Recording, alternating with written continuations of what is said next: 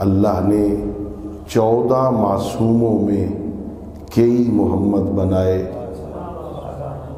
اللہ نے 14 معصوموں میں کئی علی بنائے۔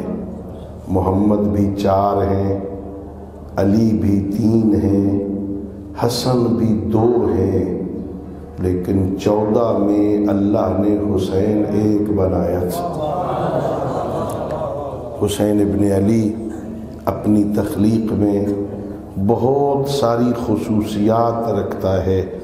حسین ابن علی عظمتوں کا مالک، حسین ابن علی عزتوں کا مالک، حسین ابن علی وہ عظیم ہستی ہے۔ میں طالب علم ہوں اور بات اپنی ذمہ داری سے عرض کیا کرتا ہوں، کوشش کرتا ہوں غیر ذمہ دار گفتگو اس منبر سے نہ کروں۔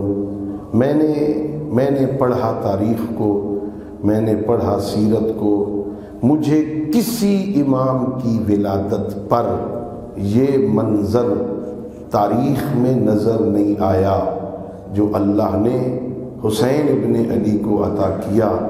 بڑی عظمتیں ہیں، لیکن حسین ابن علی کی خصوصیت یہ ہے کہ اس ہستی کی ولادت پر جبرائیل کی قیادت میں ہزاروں فرشتے صرف اس لیے آئے کہ اس کی ولادت پر آل محمد کو مبارکباد پیش کی جائے۔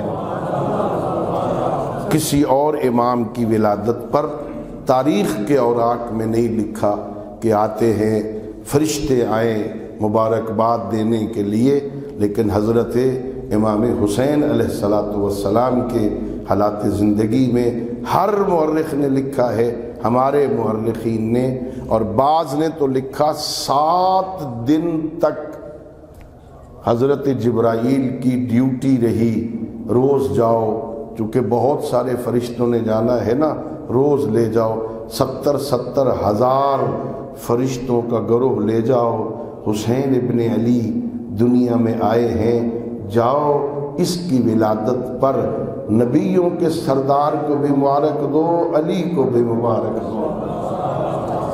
یہ بہت بڑی بات ہے، اور یہ ہمارے علماء نے لکھا ہے کہ یہ بھی خصوصیت صرف مولا حسین ابن علی علیہ السلام کو حاصل ہے کہ جس کی ولادت پر مریض فرشتوں کا علاج ہوتا ہے۔ اب ظاہر یہ بات ذرا مشکل ہے سمجھنے والی کہ معصوم فرشتہ ہے تو معصوم فرشتے گناہ کیسے کرتے ہیں؟ جب ہیں ہی معصوم تو گناہ کیوں کریں گے؟ گناہ کریں گے تو سزا ملے گی، جب یہ گناہ ہی نہیں کرتے تو سزائیں کس بات کی ہیں؟ تو ہمارے علماء نے 2 طریقوں سے سمجھایا۔ طلبہ عزیز بیٹھے ہیں، میں ان کی خدمت میں عرض کر رہا ہوں تاکہ اپنے ذہن میں اس بات کو بٹھا لیں، جب باہر جائیں گے نا تو پھر لوگ سوال کریں گے، آپ کو جواب آنا چاہیے۔ پہلا جواب ہمارے علماء نے یہ دیا ہے کہ